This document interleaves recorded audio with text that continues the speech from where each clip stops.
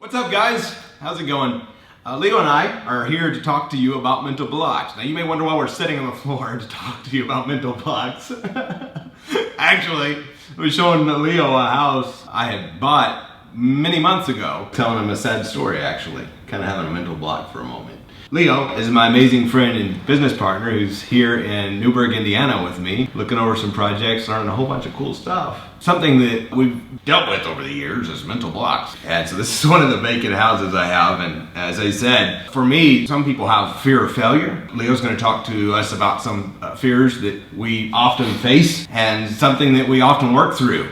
You know, when starting the business over a decade, less than a decade ago, nearly a decade ago, about 9 years now, I guess, I started buying houses, and I had a fear of the phone, I had a fear of failure, I had several other fears, and I didn't know exactly how to deal with them at the time, except I worked through them. So that's what we're going to talk about here today. And we're going to show you the main steps to overcoming your fears and getting to the next level. So Leo, go ahead and jump in a little bit. So you talk about the fear of failure a bit, and I want to kind of switch the frame a little bit, because what I thought was the fear of failure for so long was really the fear of success, right? The fear of what to do next. What do I do next when I get to this step? What if I get to this point and I don't know what to do, and people will start looking at me like a failure, looking at me like I don't know what I'm doing. So that was really the fear of success on not knowing what to do. So when I realized that and changing the frame of it, I got to really see the fear for what it was. And when you're able to write it down on paper, you kind of get to detach it from yourself. And that's, one of the action steps that I tell people to take all the time, that you tell people to take, is write down your fear and look at it from a third person perspective and really see your fear for what it is, and journal down what are you fearing, why are you fearing this, and dig down a little deeper.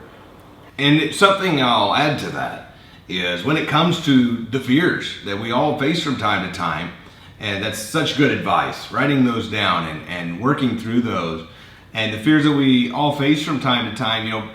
For this house, I can tell you a sad story. I just told Leo. We kind of shed a few tears, didn't we? Not quite. Not everything went as planned. And so when that happens, what do we do? And I've heard people complain or suggest that, oh my gosh, you just get lucky. But when it comes to reality, what do? We hit failures. Some people would call them, I call them learning experiences. We hit failures every single week, and we figure out how to turn it into profits anyway. Even though things went wrong on this house, and there's a profit that was potential, that was lost potential profit, we're still going to turn this thing into a cash machine. So when things go wrong, how do we fix it and make it go right? And that's the way I teach people to think. Be a creative transaction genius. Overcome the fear and always look for the win. And that's what we do together in our partnership, in the houses we buy, our short-term rental business, and the things that we have going, is we're always looking for what's that win. And something I love that you always do, Leo, is anytime that I share something that went or is going wrong, you immediately ask a question. Yes. And you say, cool, so how do we fix it? Which is awesome, because that's something I constantly ask of those around me. Right. And it's a huge asset when it comes to building the business, when it comes to you guys buying your houses, when it comes to us growing our portfolio. And so I know you're watching the cameraman play with the deal there behind the camera, so I'm having trouble.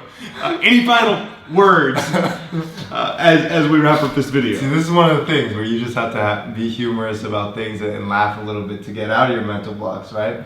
And one thing is always shifting the perspective. Kind of what you talked about. Mm-hmm. Shift your perspective in the moment, no matter what's happening.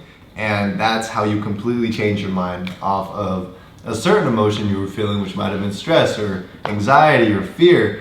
And if you can completely change your perspective on it, it becomes one of gratitude or learning or happiness. And those are attitudes and emotions of positivity and of growth rather than of fear. So instantly change your perspective, and that's why I ask questions like, how can we fix this? Okay, what can we do? Or really laughing at a situation, because it's really not that serious. And everything you do, because we're alive, we're awake in this moment, and we get to do real estate and be in this industry and be in this amazing house despite of challenges that came through. It's like real life Monopoly. Exactly. So that's really the advice that I want to give, and that Andrew has inspired me to give also, is changing your perspective. Always look for the exciting part of it, and always remember where you're headed. I'll see you on the next video. I know you loved today's video.